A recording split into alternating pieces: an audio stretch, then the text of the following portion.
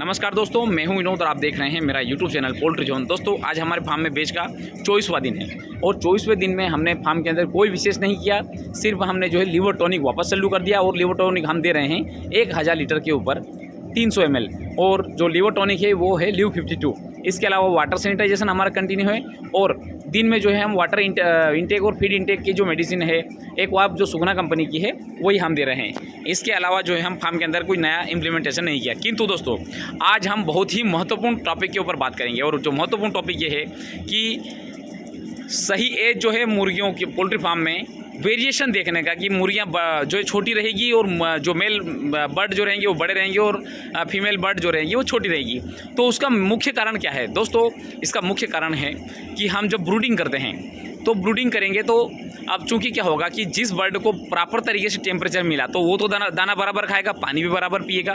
किंतु दोस्तों जिसको हम प्रॉपर तरीके से टेम्परेचर नहीं दे पाए तो वो स्वाभाविक सी बात है वो लेट दाना खाएगा और लेट पानी पिएगा तो स्वाभाविक सी बात है एक तो ग्रोथ कम होगी। एक तो ये रहा कि हमारे मतलब ब्रूडिंग में अगर कमी रख दी तो हमें जो है वेरिएशन देखने को मिलेगा। दूसरा जो महत्वपूर्ण कारण ये है कि जो भी हम फीडिंग करवा रहे हैं, चाहे हम टायर फीडिंग करवा रहे हैं या टर्बो फीडिंग करवाएं या फिर पेपर फीडिंग करवाएं, जो भी हम फीडिंग करवा रहे हैं वो फीडर अगर हम कम बर्तन अगर रहेंगे दाने के तो भी दोस्तों वेरिएशन आएगा। क्योंकि अगर कम बर्तन रहेंगे तो स्वाभाविक सी बात है सभी बच्चों को बराबर तरीके से दाना नहीं मिलेगा।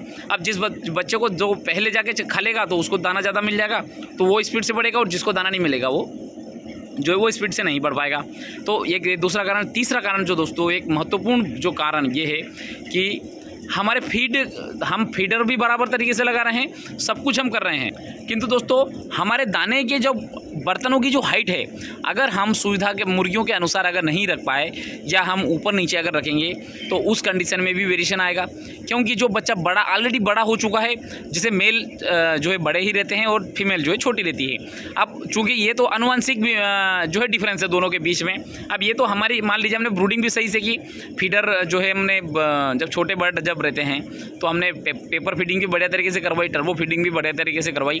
किंतु दोस्तों मेल बर्ड जो वो तो बड़ा रहेगा और फीमेल बर्ड छोटा रहेगा, तो ये तो आनुवंशिक है, इसमें आपका कोई फॉल्ट नहीं है। तो दोस्तों अगर अपने बर्तनों की जो हाइट है, जैसे मान लीजिए इसकी हाइट मान लो ज़्यादा हो गई, इसकी हाइट कम हो गई, तो दोस्तों अब जिसकी हाइट जो ज़्यादा रहेगी स्वाभाविक सी बात है अगर हाइट ज़्यादा कम रही तो बर्ड को सिंपल सा बर्तन कम हो गए। क्योंकि जो जिसकी हाइट ज़्यादा है वहाँ पे बच्चे जो है दाना नहीं खा रहे हैं, तो इसका मतलब ये हुआ वो बर्तन है या नहीं है उससे कोई संबंध ही नहीं है, मतलब वो बर्तन फार्म में है ही नहीं। तो दोस्तों उस कंडीशन में क्या रहेगा कि जो बड़े बर्ड रहेंगे वो छोटे जो नीचे बर्तन है उसमें भी दाना खा लेंगे और जो बड़े बर्तन जो ऊपर जो है बर्तन जिसकी हाइट ज़्यादा है तो उसमें भी जाके दाना खा लेंगे।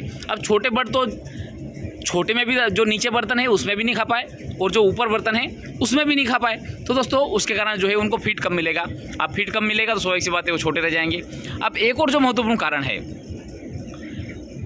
फार्म के अंदर वेरिएशन का, और वो ये है कि अगर मान लीजिए इस फार्म में हमें 6 बैग दाना लग रहा है, अब आपने जो है FCR मैनेज करने के चक्कर में या और कोई भी कारण हो आप अगर दाने की अगर कटौती कर रहे हैं, मान लीजिए 6 बैग की जगह आपने 4 बैग डाले, तो फिर वही कहानी यहाँ पे होगी।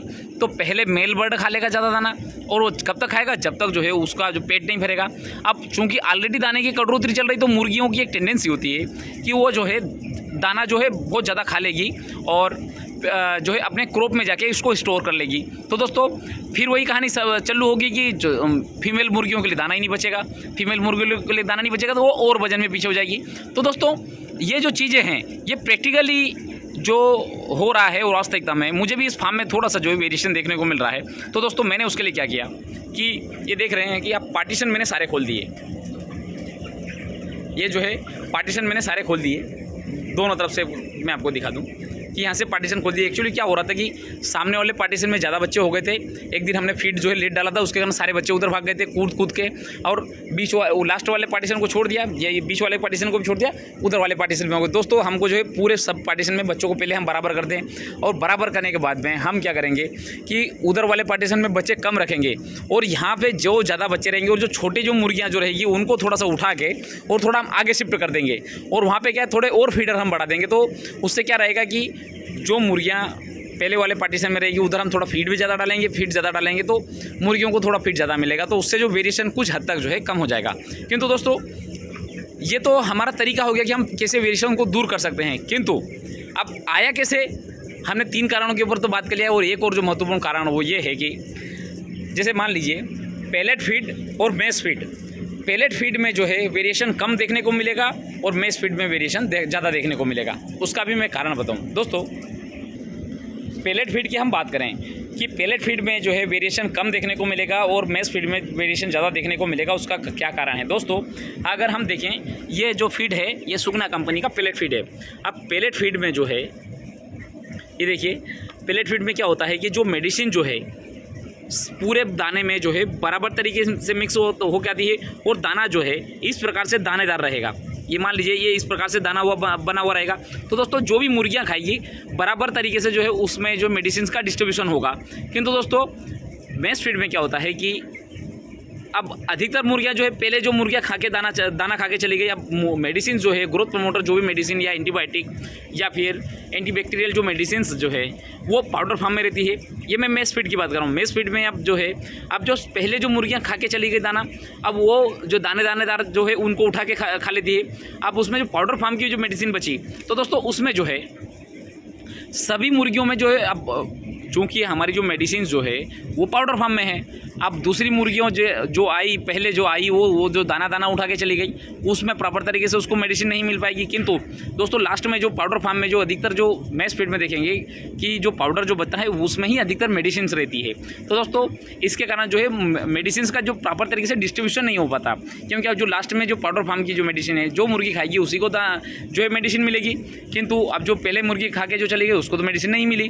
तो दोस्तों इसके कारण भी जो है एक महत्वपूर्ण कारण ये भी है कि जो पेलेट फीड में जो है, अब पेलेट फीड में क्या वो दानेदार रहता है तो उसको जो सभी मुर्गियों में बराबर डिस्ट्रीब्यूट हो गया, किंतु जो है मैश फीड में बराबर तरीके से इसीलिए डिस्ट्रीब्यूट नहीं हो पाता।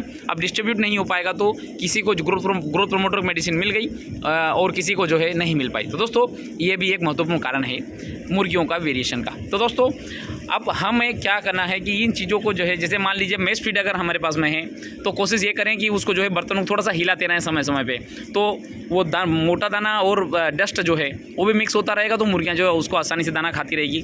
अब दोस्तों अगर ये तो हो गया कि हम पेलेट फीड में है तो उसमें हमें कोई विशेष करने की ज़रूरत नहीं, किंतु अगर हम शुरुआत से ही अगर दाने के बर्तनों के ऊपर, मुर्गियों के दाने खाने के ऊपर अगर हमने प्रॉपर तरीके से अगर फोकस अगर रखा तो हमारे फार्म में वेरिएशन नहीं देखने को मिलेगा।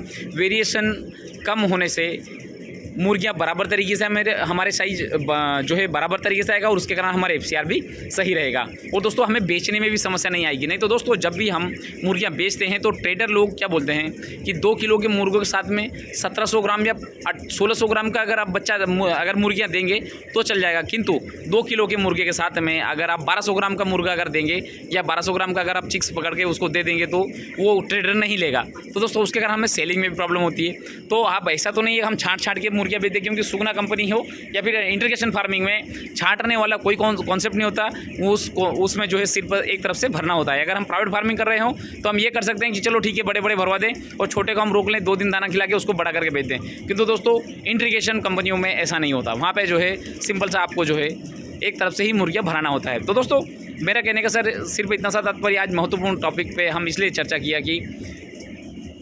अगर वेरिएशन, कोशिश ये करें कि हम वेरिएशन कम से कम हो, क्योंकि इस एज में जो है मुर्गियों में वेरिएशन आता है। अब कल हम इसके अगले वीडियो में डिस्कस करेंगे कि अब हम जो है वेरिएशन कम करने के लिए अब कौन सी स्टेप्स लें। आज हमने बात की कि वेरिएशन आने के महत्वपूर्ण कारण क्या क्या हैं। तो दोस्तों इसी के साथ मैं वीडियो समाप्त करना चाहूँगा। धन्यवाद।